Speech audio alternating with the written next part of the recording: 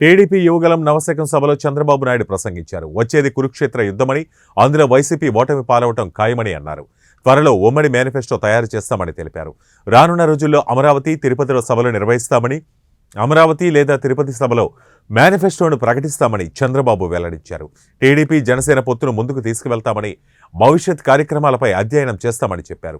మీరొక అడుగు ముందుకు వేయండి, మేం 100 అడుగులు ముందుకు వేస్తాం. మీరొక త్యాగం చేయండి, మేం 100 త్యాగాలు చేసి ఈ రాష్ట్రాన్ని పైకి తీసుకురావడానికి ప్రయత్నిస్తామని చంద్రబాబు ప్రజలకు పిలుపునిచ్చారు. జనసేన అధినేత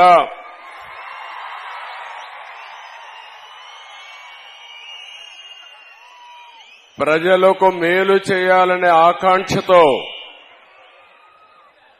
ఎల్లప్పుడూ పరితపించే వ్యక్తి పవర్ స్టార్ పవన్ కళ్యాణ్ గారు.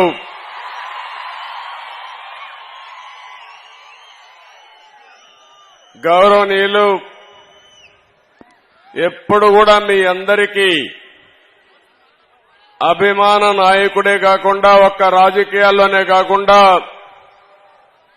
సినిమా రంగంలో కూడా మీ అందరికీ సేవలు అందిస్తున్నటువంటి బాలకృష్ణ గారు,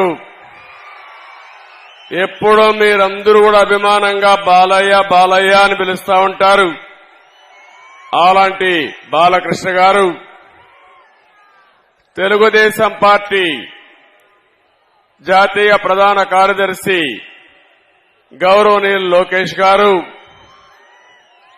జనసేన పిఏసీ అధ్యక్షులు గౌరవనీయులు మనోహర్ గారు, ఆంధ్రప్రదేశ్ రాష్ట్ర తెలుగుదేశం పార్టీ అధ్యక్షులు గౌరవనీయులు అచ్చెన్నాయుడు గారు,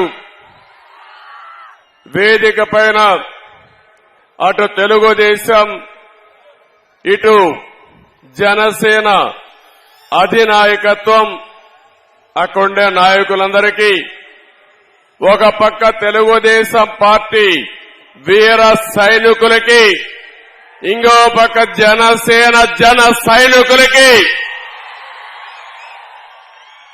పేరు పేరున ఈరోజు విశాఖపట్నం వచ్చినప్పుడు చాలా సార్లు విశాఖపట్నంకు వచ్చారు. గాని నా జీవితంలో ఇంత అపూర్వ స్వాగతం నా జీవితంలో చూడలేదు. ఆ విధంగా స్వాగతం పలికారు.